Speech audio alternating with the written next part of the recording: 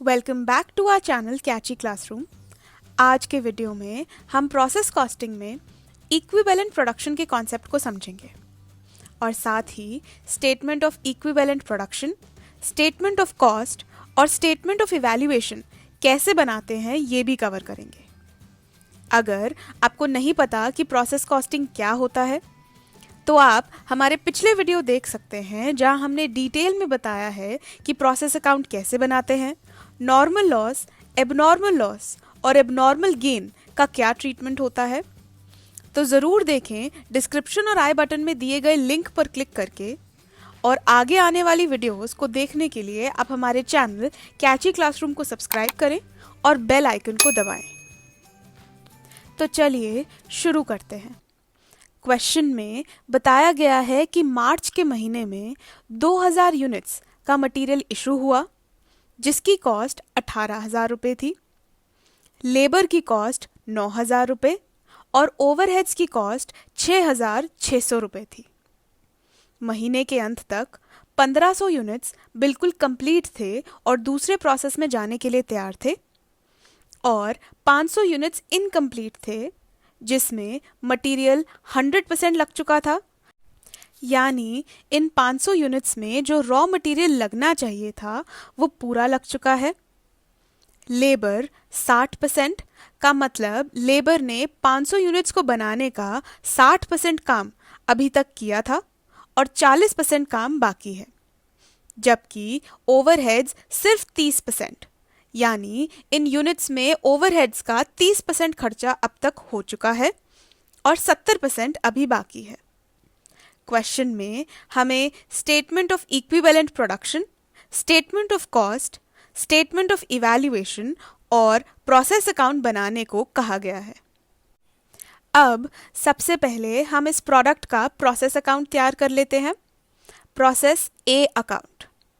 और process account का rule है कि जो भी हम प्रोसेस में डालते हैं यानी इनपुट, उसे हम डेबिट करते हैं और जो भी हम प्रोसेस से निकालते हैं यानी आउटपुट, उसे हम क्रेडिट करते हैं। तो प्रोसेस अकाउंट के डेबिट साइड पर हम रिकॉर्ड करेंगे सारे इनपुट्स को, जैसे 2 मटेरियल्स, यूनिट्स 2000 एंड अमाउंट 18,000। फिर लेबर का खर्चा 2 लेबर 9,000 रुपीज और फिर ओवरहेड्स एज 2 ओवरहेड्स 6,600 रुपीज।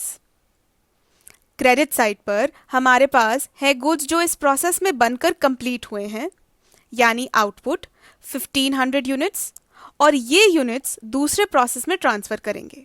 सो बाय नेक्स्ट प्रोसेस 1500 यूनिट्स। फिर बचे वो यूनिट्स जो इस प्रोसेस में अभी तक इनकम्प्लीट हैं यानी वो यूनिट्स जो अभी तक पूरे नहीं बने हैं। ऐसे 500 यूनिट्स को हम वर्क इन प्रोग्रेस अकाउंट में ट्रांसफर करेंगे। तो by work in progress 500 units. Process ए में शुरुआत में यूनिट्स इंट्रोड्यूस किए गए थे 2000, जिसमें से 1500 यूनिट्स को नेक्स्ट प्रोसेस में ट्रांसफर किया और बाकी बचे हुए 500 यूनिट्स को वर्क इन प्रोग्रेस अकाउंट में, क्योंकि वो इनकम्प्लीट थे।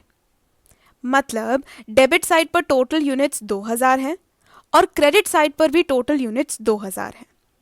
इससे पता लगता है कि इस प्रोसेस में ना कोई एबनॉर्मल लॉस है और ना ही कोई एबनॉर्मल गेन। साथ ही इन 2000 यूनिट्स को बनाने की टोटल कॉस्ट है 18,000 plus 9,000 plus 6,600 which is equal to 33,600 rupees. लेकिन अब हमें ये जानना है कि इन कंप्लीटेड गुड्स और वर्क इन प्रोग्रेस गुड्स की क्या कॉस्ट आएगी, जिसके लिए सबसे पहले हमें एक स्टेटमेंट तैयार करनी होगी, स्टेटमेंट ऑफ इक्विवेलेंट प्रोडक्शन। ये स्टेटमेंट एस्टिमेट करती है कि इनकम्प्लीट गुड्स में जितना काम हो चुका है उसे अगर फुल्ली कंप्लीटेड यूनिट्स में कन्वर्ट करें तो कितने गुड्स बन सकते हैं, यानी कितने पूरे गुड्स बन चुके होते अगर उन अधूरे गुड्स के काम को पहले पूरा किया गया होता। चलिए अब इक्विवेलेंट प्रोडक्शन को एक एग्जाम्पल से समझते हैं। मान लो एक स्लीपर की फैक्ट्री है और फैक्ट्री में 10 पेयर्स ऑफ स्लीपर्स बिल्कुल रेडी हैं इसके अलावा 4 स्लिपर्स के लेफ्ट फुट तैयार हैं, लेकिन राइट फुट अभी तक तैयार नहीं है।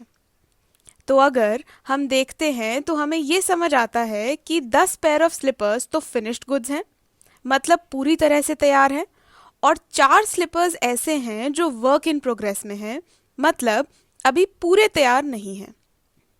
ये 10 पेयर ऑफ स्लिपर्स 100% कंप्लीट हैं, मतलब इन पर मटेरियल, लेबर और ओवरहेड का पूरा खर्चा लग चुका है। अब हम इन 4 इनकम्प्लीट स्लिपर्स को समझते हैं, क्योंकि इनमें सिर्फ लेफ्ट फुट तैयार है और राइट फुट अभी तक बना नहीं है, यानी ये 4 स्लिपर्स 50% कंप्लीट हैं, जिसमें मटेरियल, लेबर और ओवरहेड का आधा खर्चा हुआ है। मतलब अगर हम ओवरऑल देखें तो 4 इनकम्प्लीट स्लिपर्स को 50% कंप्लीट होने की वजह से हम 2 कंप्लीट स्लिपर्स के बराबर मान सकते हैं।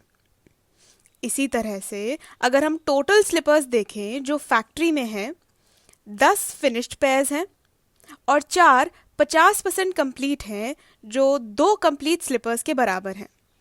तो टोटल स्लिपर्स हुई 12 पेयर्स। इसे हम इक्विवेलेंट प्रोडक्शन कहते हैं।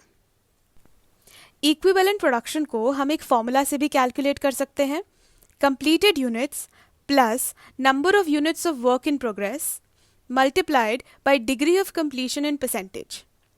तो कंप्लीटेड यूनिट्स हैं 10, वर्क इन प्रोग्रेस यूनिट्स हैं 4 और डिग्री ऑफ कंप्लीशन है 50%, तो जिसे सॉल्व करके आता है 12 यूनिट्स।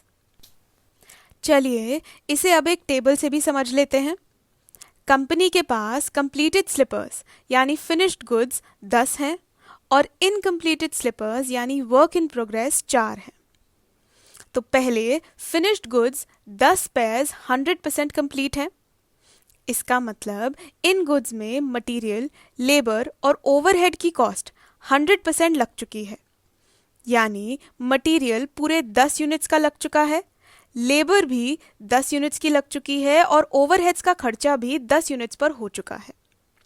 वहीं वर्क इन प्रोग्रेस में 4 स्लिपर्स 50% कंप्लीट हैं, मतलब मटेरियल, लेबर और ओवरहेड पे 50% खर्चा हो चुका है, यानी मटेरियल सिर्फ 2 यूनिट्स का लगा है, लेबर भी 2 यूनिट्स के लिए ही लगी है और ओवरहेड्स का खर्चा भी 2 यूनिट्स पर ही हुआ है।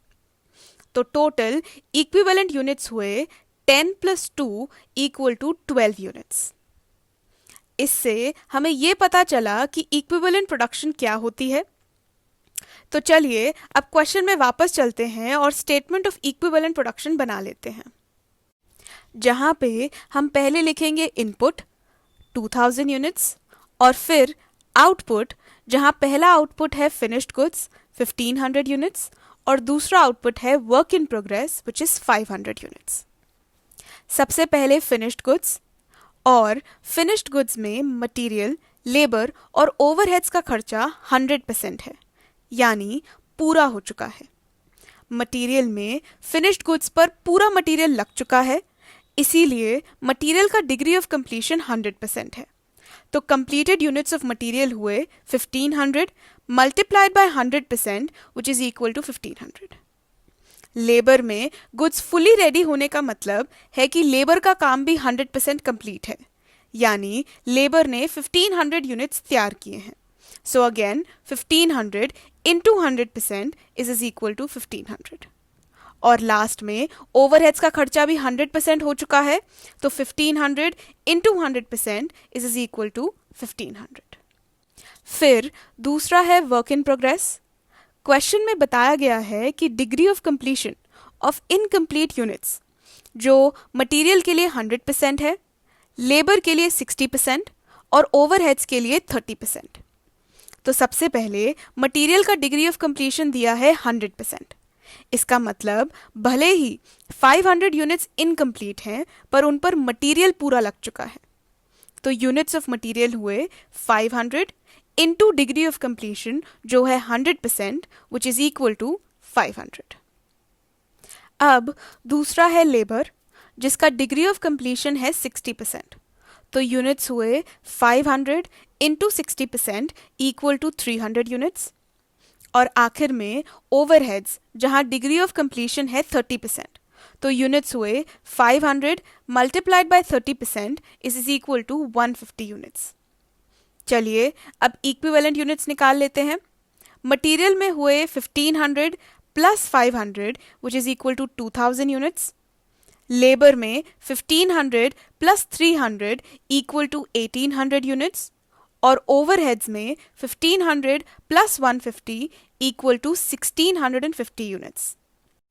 तो अगर देखा जाए मटेरियल यूज हुआ है 2000 यूनिट्स के लिए, लेबर ने 1800 यूनिट्स तैयार किए हैं और ओवरहेड्स का खर्चा 1650 यूनिट्स को बनाने में लगा है। अब नेक्स्ट स्टेप है कि हम कॉस्ट पर यूनिट निकाल लें, यानी एक यूनिट को बनाने का कितना खर्चा आया है, जिसके लिए हम एक स्टेटमेंट तैयार करते हैं जिसे हम स्टेटमेंट ऑफ कॉस्ट कहते हैं। सबसे पहले सारे खर्चे लिख लेते हैं। मटेरियल का खर्चा 18,000 रुपये, लेबर का खर्चा 9,000 रुपये और ओवरहेड का खर्चा 6,600 रुपये। अब इस खर्चे से कितने इक्विवेलेंट यूनिट्स बने हैं वो लिख लेते हैं। मटेरियल से 2000 यूनिट्स, लेबर से 1800 यूनिट्स और ओवरहेड्स से 1650 यूनिट्स। अब हमें हर एलिमेंट की कॉस्ट पता है और इस कॉस्ट से कितने यूनिट्स बने हैं ये भी पता है। तो चलिए कॉस्ट पर यूनिट निकाल लेते हैं, which is cost divided by equivalent units.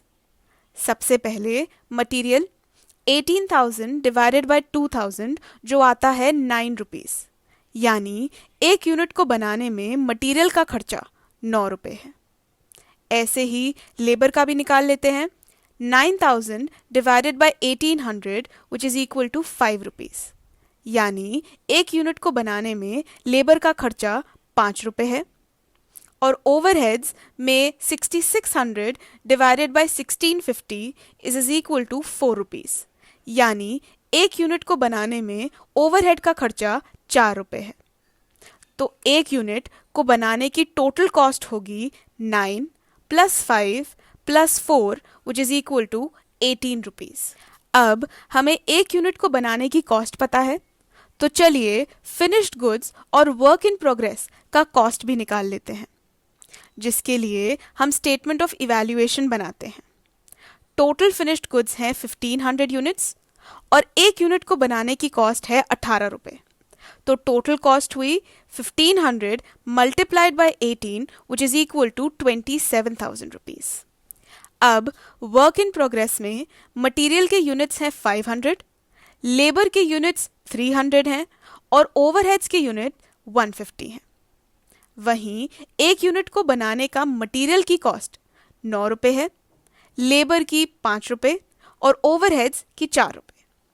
तो टोटल कॉस्ट हुई मटेरियल के लिए 500 multiplied by 9 which is equal to 4500, for labour 300 multiplied by 5 which is equal to 1500 और ओवरहेड्स के लिए 150 multiplied by 4 which is equal to 600, जिससे total work in progress है 4500 plus 1500 plus 600 which is equal to 6600 rupees.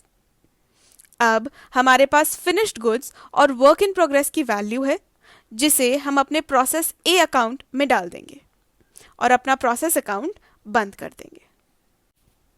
अगली video में हम equivalent production में normal loss और एबनॉर्मल लॉस के ट्रीटमेंट को कवर करेंगे। और अगर आपको हमारी ये वीडियो अच्छी लगी तो लाइक करें, शेयर करें और हमारे चैनल कैची क्लासरूम को सब्सक्राइब करें। Thank you.